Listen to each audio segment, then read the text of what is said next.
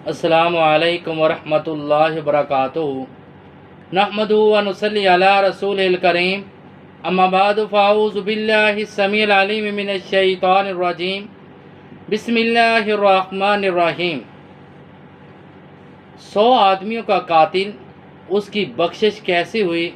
किस वजह से अल्लाह रब्बुल इज़्ज़त ने उसको माफ़ किया, हालांकि उसने 100 लोगों को कत्ल किया। उससे कबल पैगम्बर अलैहिस्सलातु वस्सलाम की हदीस है कि रसूलुल्लाह सल्लल्लाहु अलैहि वसल्लम ने फरमाया, हदीस बयान करने वाले इब्न यसार रज़ी अल्लाह तआला अन्हु बयान करते हैं, सही मुस्लिम की हदीस है, हदीस नंबर है 2702 कि रसूलुल्लाह सल्लल्लाहु अलैहि वसल्लम ने फरमाया, मैं दिन में 100 मरतबा तौबा करता हूँ, जब तक मैं दिन में 100 मरतबा तौबा न कर लूँ मुझे सुकून नहीं होता। हालांकि हमारे पैगम्बर अलैहिस्सलातु वस्सलाम मासूम अल-ख़ता, गलतियों से पाक, सारे के सारे अंबिया गनाहों से पाक, गलतियों से पाक हैं, फिर भी पैगम्बर अलैहिस्सलातु वस्सलाम ने फरमाया मैं दिन में 100 मरतबा तौबा करता हूँ। और इसी तरह आपने फरमाया, या अय्युहन्नास तूबू, क्या लोगों रब्बे ज़ुल जलाल से तौबा करो। अल्लाह रब्बुल इज़्ज़त तौबा करने की वजह से इंसान के बड़े से बड़े, कबीरा से कबीरा गुनाहों को भी माफ़ कर देता है। जिस वक़्त एक इंसान अपने रब से सच्चे दिल से तौबा कर लेता है, लेकिन याद रख लें, तौबा करने के लिए इंसान के जहन में ये 3 बातें ज़रूर होनी चाहिए कि जिस वक़्त अपने रब के सामने वो तौबा करता है, माफ़ी मांगता है, तो सबसे पहले जो उसने गुनाह किया उसको गुनाह समझे, और जो उसने गुनाह किया है उस गुनाह पे वो शर्मिंदा हो, और तीसरे नंबर पे अपने रब के साथ वादा करे कि दोबारा ये गुनाह नहीं करेगा। तो लिहाजा पैगम्बर अलैहिस्सलातु वस्सलाम ने फरमाया,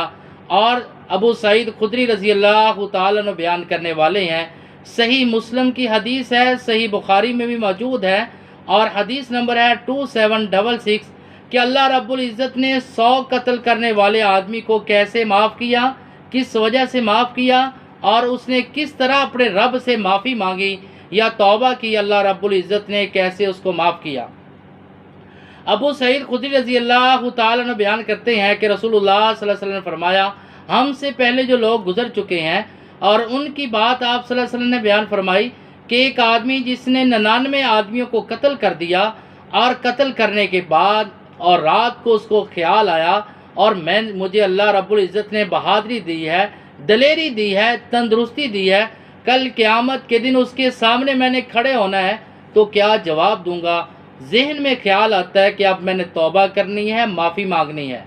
तो लोगों से पता करता है कि इस वक्त सबसे बड़ा आलिम कौन है। लोगों ने बताया फ़लाँ राहिब के पास चले जाओ, जो पादरी था, उससे जाकर आप इसके बारे में आप खैर खाई हासिल करें, इसके बारे में पूछें। तो उसने आगे से कहा कि आपने 100 लोगों को, 99 लोगों को कत्ल कर दिया, आपकी माफ़ी कैसे मुमकिन हो सकती है। तो लिहाजा उसने म्यान से तलवार निकाल कर उसको भी कत्ल कर दिया। इस तरह 100 लोगों को कत्ल कर दिया। कत्ल करने के बाद फिर माशरे में लोगों से पूछने लगा कि मैं तौबा करना चाहता हूँ, माफ़ी मांगना चाहता हूँ, ये पूछना चाहता हूँ कोई और आलिम है। लोगों ने किसी और आलिम के पास भेजा, तो उसने कहा मैं कौन होता हूँ या इंसान कौन होता है आपके और आपकी तौबा के दरमियान हाइल होने वाला। आपकी तौबा और आपके रब के दरमियान कोई हाइल नहीं हो सकता। ऐसे करो, इस तरफ चले जाओ, वहाँ पे बस्ती में लोग, नेक लोग अपने रब की इबादत कर रहे होंगे, आपने भी अपने रब की इबादत करनी, अपने रब से माफ़ी मांगनी, आपका रब आपको माफ़ कर देगा।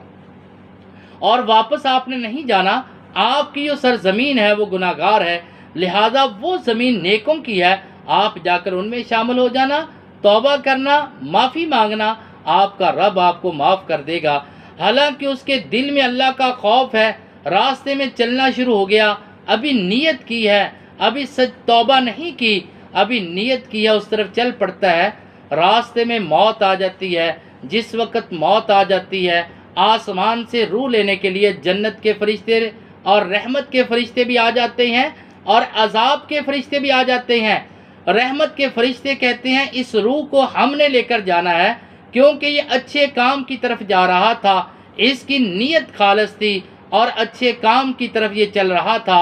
और अजाब वाले फरिश्ते कहते हैं इसकी रूह को हमने लेकर जाना है, क्योंकि इसने इस तरह 100 आदमियों को कत्ल किया, ظلم کیا، زیادتی کی، لہٰذا ہم اس کی روح کو لے کر جانا چاہتے ہیں۔ اللہ رب العزت نے ایک فرشتے کو انسان کی صورت میں بھیجا،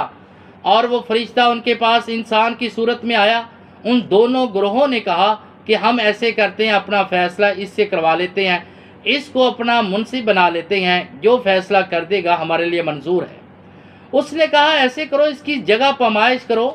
اس کی زمین کی پامائش کرو، جتنی یہ جگہ چل کے آیا ہے اگر وہ زیادہ ہے، اور جس طرف جا رہا ہے اگر وہ کم ہے، تو یہ اس کی روح جو ہے رحمت والے فرشتے لے کر جائیں گے۔ اگر جتنا وہ سفر طے کر کے آیا وہ جگہ کم ہے اور آگے جگہ زیادہ ہے، تو اس کی روح کو عذاب والے فرشتے لے کر جائیں گے۔ اور جس وقت جگہ کی پامائش کرنے لگے، ایک بالشت، صحیح مسلم کی روایت ہے، ایک بالشت جگہ جو تھی، آگے والی وہ کم تھی اور پیچھے والی زیادہ تھی، اور اللہ رب العزت نے آسمان سے زمین، آگے والی زمین کو حکم کیا کہ زمین سکڑ جا، وہ زمین سکڑ گئی، اور پیچھے والی کو کہا کہ پھیل جا، وہ پھیل گئی۔ اور جس وقت اس کی پامائش کی تو آگے والی جگہ کم تھی اور جتنی وہ چل کے آیا تھا وہ زیادہ تھی، تو فیصلہ کیا گیا کہ اس کی روح کو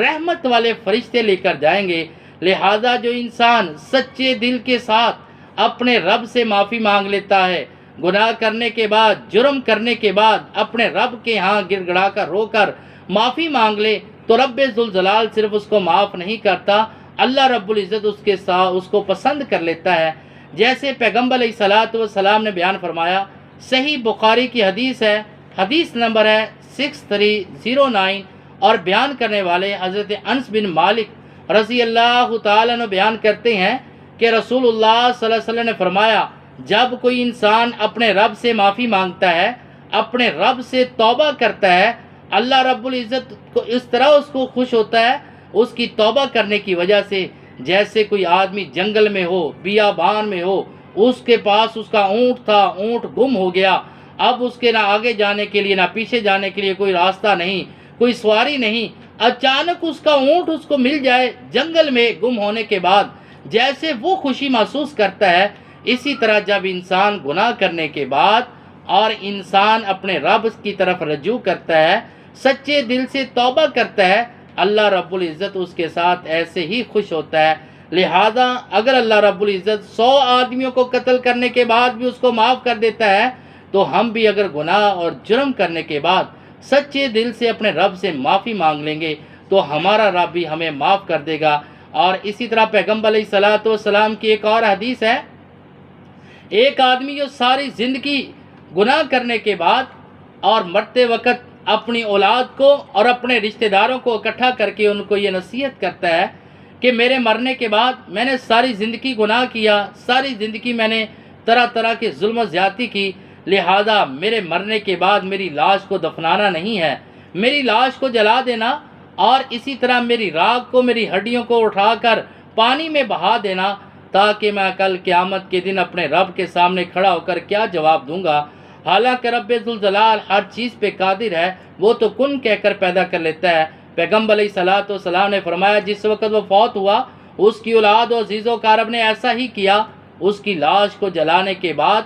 اور اس کی ہڈیوں کو اور اسی طرح اس کی راکھ کو پانی میں بہا دیا۔ اللہ رب العزت نے اس کو اپنے سامنے حاضر کیا اور پوچھا، آپ نے ایسا کیوں کیا؟ کہا، اللہ میں جس وقت مرنے لگا تھا میرے دل میں آپ کا خوف تھا کہ قیامت کے دن میں نے اپنے رب کے سامنے کھڑا ہو کر کیا جواب دینا ہے، جس وجہ سے میرے دل میں خوف پیدا ہو گیا اور آپ سے ڈر پیدا ہو گیا۔ تو رب ذوالجلال نے فرمایا، اگر آپ کے دل میں میرا ڈر اور خوف پیدا ہو گیا، جاؤ میں نے آپ کو معاف کر دیا۔ اس وجہ سے اگر انسان اپنے رب سے سچے دل سے توبہ کر لیتا ہے، معافی مانگ لیتا ہے، تو اللہ تعالیٰ اس کے سارے گناہوں کو معاف کر دیتا ہے۔ اللہ رب العزت سے دعا کہ اللہ تعالیٰ ہمیں اپنے رب سے توبہ کرنے کی توفیق عطا فرمائے۔ وما علینا الا البلاغ المبین۔